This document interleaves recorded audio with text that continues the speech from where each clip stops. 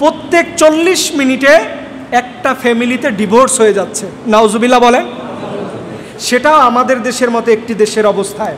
ভয়ঙ্কর লেভেলের পাপ আমাদের সমাজে ছড়িয়ে আছে। আর এই পাপটার কারণে আল্লাহ সুবহানাহু ওয়া তাআলা তিনি বলছেন যে এইটা একটা সমাজকে যারা নষ্ট করে দিবে, তারা একজন মানুষকে যদি হত্যা করা হয় সেই হত্যার পাপের শামিল পুরো গোটা উম্মার বিরুদ্ধে চলে যায় যখন বিচার বহির্ভূত একজন মানুষকে যদি হত্যা করা হয়। ঠিক এইরকম একটি ভয়ঙ্কর লেভেলের পাপ হচ্ছে এখনকার সময় পরকীয়া। এই পরকীয়া পাপ আপনি জানলে অবাক হবেন যে প্রত্যেক ঘন্টায় আপনি প্রত্যেক 40 মিনিটে একটা ফ্যামিলিতে ডিভোর্স হয়ে যাচ্ছে, নাউজুবিল্লাহ বলেন। প্রত্যেক 40 মিনিটে একটি সুন্দর পৃথিবীর মানুষগুলো ছন্নছাড়া হয়ে যাচ্ছে। যেই পৃথিবীর মূল আকর্ষণ হলো আল্লাহ তাআলা মানুষ সৃষ্টি করেছেন এবং এই মানুষকে দিয়ে আল্লাহ তাআলা এই পুরো পৃথিবীর আবাদ করেছেন। এই পুরো পৃথিবীর সুন্দর এই ফল্লুধারা সাজিয়েছেন শুধুমাত্র মানুষের জন্য। আর এই মানুষের জন্য আল্লাহ তাআলা সর্বোত্তম সম্পর্কের ব্যবস্থা করে দিয়েছেন, সেটা হলো বিবাহ। এই বিবাহ এখন এই সমাজের সব থেকে বড় ভয়ঙ্কর লেভেলের পাপ হয়ে গেছে। এই পাপটা আপনি কল্পনাও করতে পারেন যে 40 মিনিটে একটা ফ্যামিলির মধ্যে ডিভোর্স হয়ে যাচ্ছে, সেটাও আমাদের দেশের মতো একটি দেশের অবস্থায়। এটা কতটা ভয়ঙ্কর লেভেলে গেলে পরে, এই পাপ কাজ থাকলে পরে একটা সমাজের চিত্র কতটা নিচে নামলে পরে, এর চাইতে বড় উদাহরণ আর কি আছে? কথা বলেন, আছে? এখন আপনারা যারা ভাবতেছেন হুজুর পরকীয়া তো ঠিক আছে মানুষ করুক, এর পাপটা কত ভয়ঙ্কর হবে, আল্লাহ রাব্বুল আলামিন বলছেন, গোলাম শোনো শোনো, এই দুনিয়ার জমিনে যারা নিজের স্ত্রীকে বাদ দিয়ে অন্য কোনো পরনারীর প্রেমে আসক্ত হবে, আবার অনেক মেয়েদের দেখবেন নিজের স্বামীকে ভাল লাগে না, অন্য পরপুরুষকে ভাল লাগে, এই যে একজন মানুষ হারাম অ্যাফেয়ার্সের মধ্যে চলে যায়, এর জন্য রব্বুল আলামিন বলছেন কিয়ামতের দিন কি হবে জানো নাকি? ইয়াউমা তাশহাদু আলাইহিম আলসিনাতুহুম ওয়া আইদিহিম ওয়া আরজুলুহুম বিমা কানু ইয়ামালুন। ও দুনিয়ার মানুষ শোনো, এই দুনিয়ার জমিনে যারা নিজের স্ত্রীকে বাদ দিয়ে অন্য কোনো নারীর দিকে তাকাবে, অন্য কোনো নারীর সাথে হারাম সম্পর্ক করবে, অন্য কোনো পুরুষের সাথে কোনো নারী যদি সম্পর্ক করে তাহলে তার জীবনে কি ভয়াবহ বিপদ আসবে সে জানে নাকি? এই যে একজন মানুষ হারাম অ্যাফেয়ার করার কারণে, এই হারাম সম্পর্ক করার কারণে আল্লাহ তাআলা বলছে ইয়াউমা তাশহাদু আলাইহিম, সেই দিন তোমার এই সাক্ষ্য দেওয়া হবে। কোন দিন বলেন? সবাই আওয়াজ দিয়ে বলেন, কোন দিন? কিয়ামতের দিন রব্বুল আলামিন। এখন একটা প্রশ্ন আজকে আপনাদের শিখাই দিই, আমরা অনেকেই জানি যে কিয়ামতের দিন আমাদের হাত পা চোখ সাক্ষ্য দিবে, এটা আমরা সবাই জানি না, কিন্তু এই সাক্ষ্যটা কখন দিবে? আল্লাহ রাসূল বলছেন, হাদিসের মধ্যে আসছে রব্বুল আলামিন কিয়ামতের দিন অনেক মানুষের আমলনামার মধ্যে পাপ থাকবে, কিন্তু আল্লাহ তাআলা ক্ষমা করে দিবেন। তিনি মানুষের কাছে জানাবেন না, তিনি মানুষের কাছে বলবেনও না যে ওই লোকটা পাপী, ওকে দেখো, ও দুনিয়ার জমিনে পাপ করছে, ওর দিকে তাকাও, এটা আল্লাহ তাআলা কখনো বলবেন না। কিন্তু আল্লাহ সুবহানাহু ওয়া তাআলা কোন মানুষদের বলবেন সেই দিন?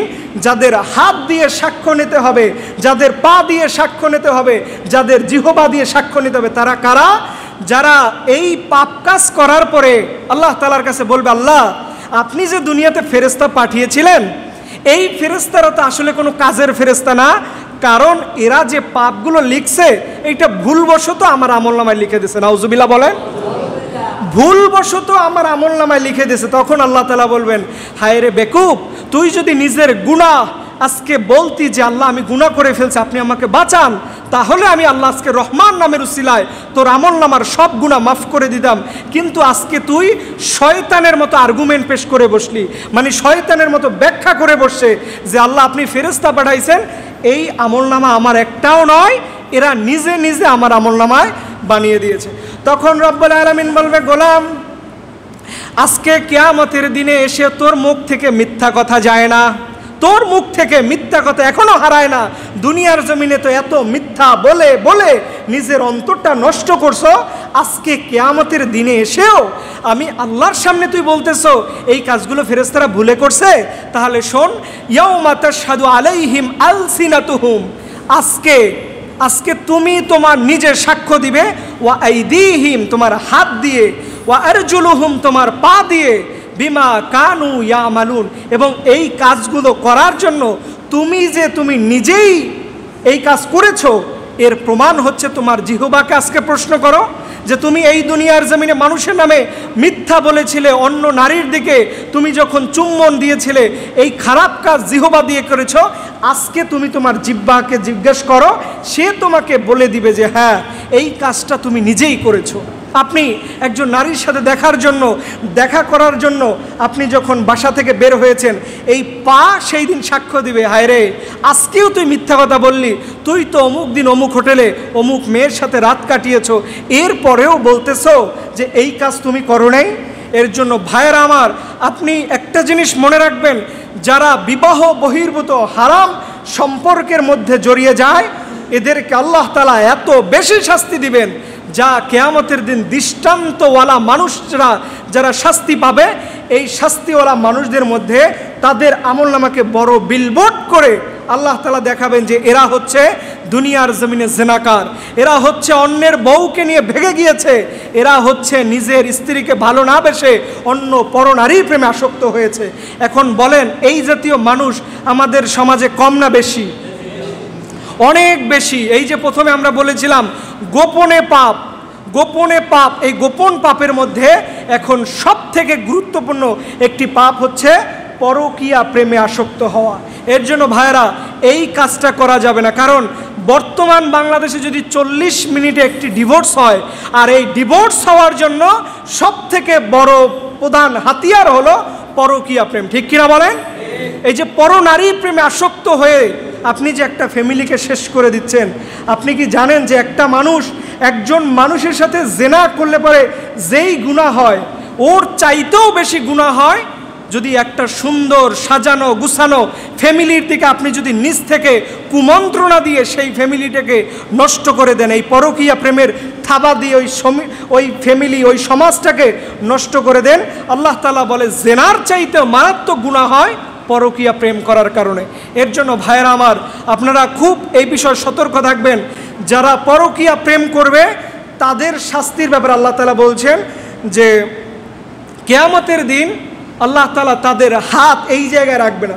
আমাদের সবার হাত যেই জায়গা আছে, এই হাত সেই জায়গায় থাকবে না। এই হাতকে আল্লাহ তাআলা অটোমেটিক্যালি আমাদের ঘাড়ের মধ্যে স্থাপন করে দেবেন, এবং সেই দিন কিয়ামতের দিন মানুষগুলো বুঝতে পারবে যে এই মানুষটা দুনিয়াতে বসে নিজের স্ত্রীকে সময় না দিয়ে পরনারীর প্রেমে আসক্ত হয়েছে। এই মানুষটা দুনিয়াতে নিজের স্ত্রীকে বাদ দিয়ে খারাপ কাজে নিজেকে সময় দিয়েছে। এর প্রমাণ হবে তার আমলনামার মধ্যে ঘাড় থেকে একটি হাত বের করে পুরো পৃথিবীর সেই দিন কিয়ামতের মানুষের সামনে দেখানো হবে।